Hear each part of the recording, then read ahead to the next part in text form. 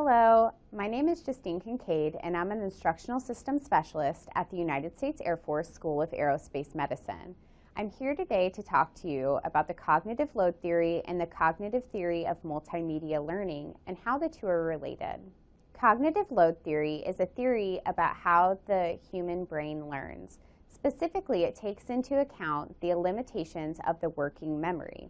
It takes the human cognitive architecture into consideration as well. The cognitive architecture, which is just fancy talk for how the human mind works, dictates the working relationship between your long-term memory and your working memory. Your long-term memory is thought to be limitless, though it is filtered by what makes it through your working memory. According to this theory, there are three types of cognitive load: intrinsic, extraneous, and germane. Intrinsic cognitive load is the effort required to learn a certain topic. The effort can be affected by how much information is required to process simultaneously.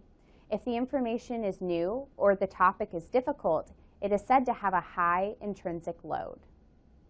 Extraneous cognitive load occurs by unnecessary interactions of elements that are not necessary to education, and it's typically caused by poor instructional design. The final type is the germane cognitive load.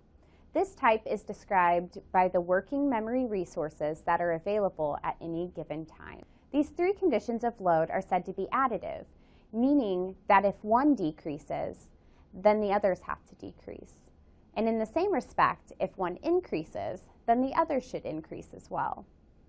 Next, we will discuss the cognitive theory of multimedia learning.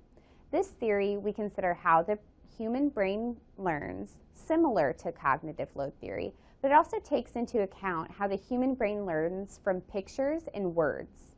Words can be in spoken form, text, and pictures can be still, animation, or in video form. This theory is based off three assumptions: dual channel, limited capacity, and active processing.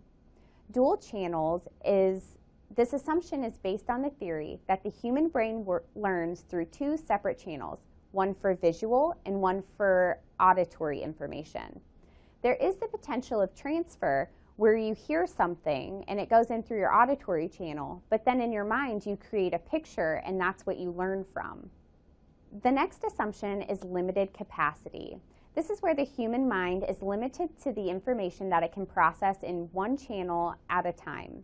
This suggests that a learner, when presented with an illustration, can only pick up and remember bits and pieces of the illustration, as opposed to being able to have an identical replica in mind. And last but not least, active processing. This is the human's innate desire to take in information, organize it, and store it back in their mind to keep it to be able to retrieve the information at a later date. So that is the difference between the cognitive load theory and the cognitive theory of multimedia learning. And we also kind of explained how they're interconnected. It comes down to the human brain architecture, the cognitive architecture, and how the brain works.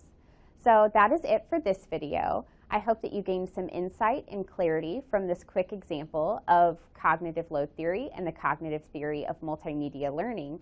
If you have any questions, please send an email listed in the space below.